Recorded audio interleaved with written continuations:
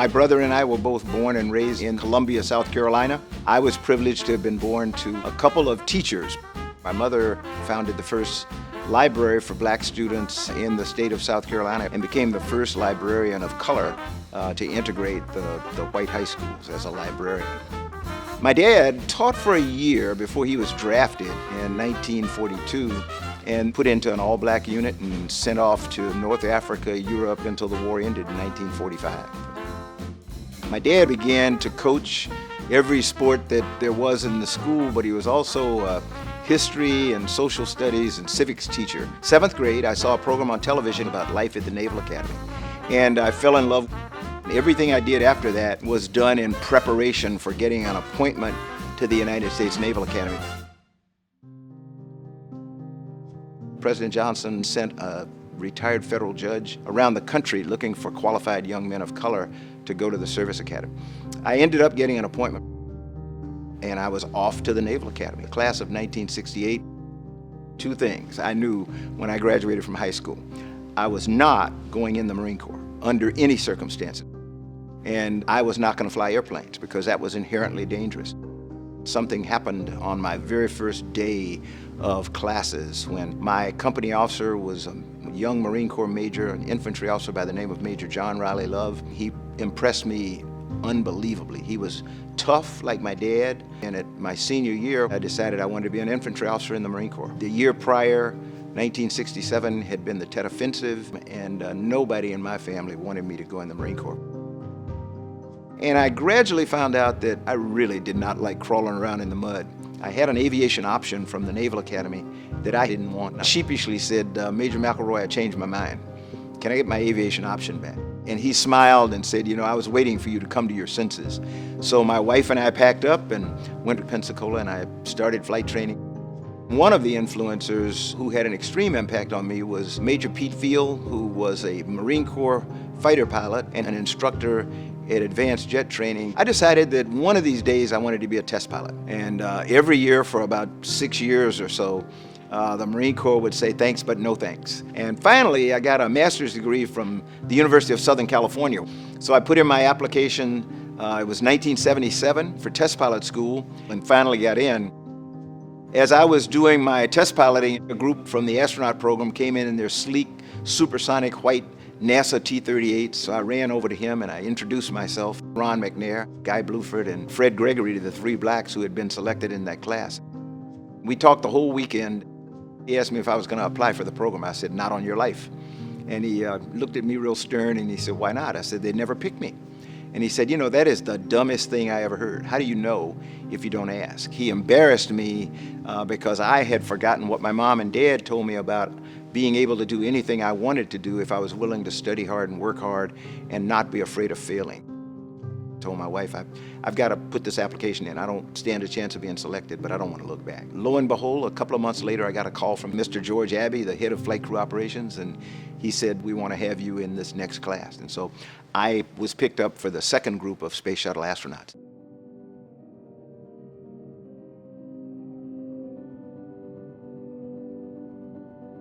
I was not assigned to a crew until 1984, 85. We were originally scheduled to launch in December of 1985. We went to the launch pad 5 times before we finally launched. 10 days later, we lost Challenger. Liftoff confirmed. Liftoff. Houston, Challenger, level program. So we lost the crew and the vehicle on that morning. The next year and a half, almost 2 years, I, like everybody else in the office, was dedicated to finding out what had happened. I had already been reassigned to my second flight to deploy the Hubble Space Telescope, but we got delayed, and so we ended up flying that mission in 1990. We were going to rewrite textbooks because of the discoveries of the Hubble Space Telescope.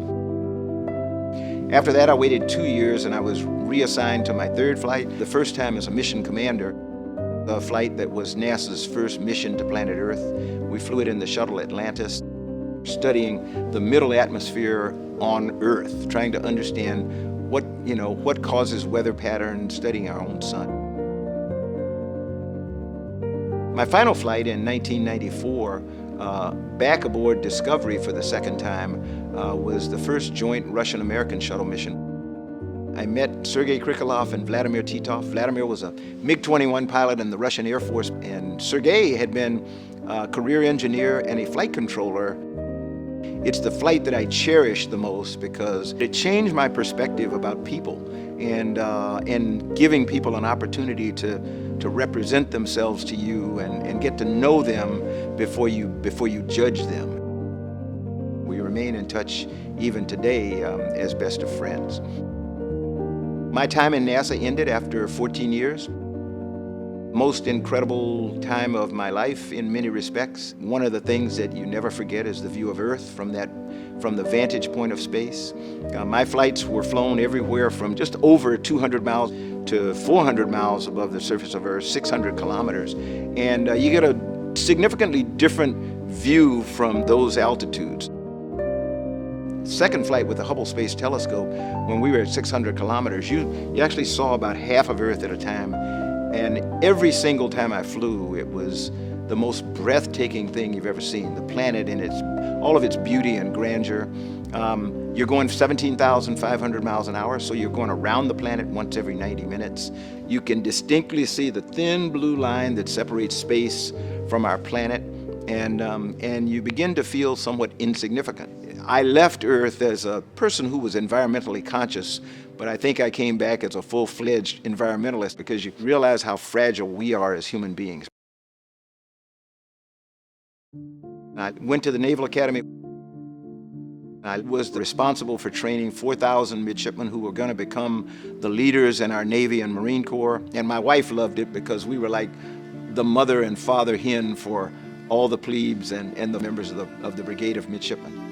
We were only there for a year and then spent another 8 or 9 years on active duty in the Marine Corps, where I rose to the rank of Major General after I commanded the 3rd Marine Aircraft Wing, the largest aviation wing in the Marine Corps. I retired in 2003 from the Marine Corps. And then the President's science advisor, Dr. John Holdren, just wants to talk about my experience there and President Obama's vision for NASA. And about a month later, got another call saying, hey, the President would like to talk to you. And my wife said, do not go, because he's going to ask you to do something and you don't know how to say no. We got another call. The President had decided he wanted to nominate me to be the NASA administrator. I talked to my family. In July 2009, my deputy and I were sworn in as deputy and NASA administrator. And it turned out to be almost 8 years with President Obama. And we came back to civilian life, decided to stay in the Washington, D.C. area because my son is here. He retired from the Marine Corps. Our daughter is here. She's a plastic surgeon. And we're able to be with our 5 grandchildren all the time. My mom and dad taught my brother and me, always treat people the way that you want to be treated. Don't take anyone for granted, but take care of the people around you and don't worry about yourself. If you take care of them, they'll take care of you. All I need to do is look at the people who are associated with the National Maritime Historical Society. Admiral Mike Mullen, Admiral J. Johnson, General Pete Pace, on and on and on. They are people who came into my life either at the Naval Academy or out in the fleet or something, and they were always people who were incredible role models because they took care of their people, and I learned that from them.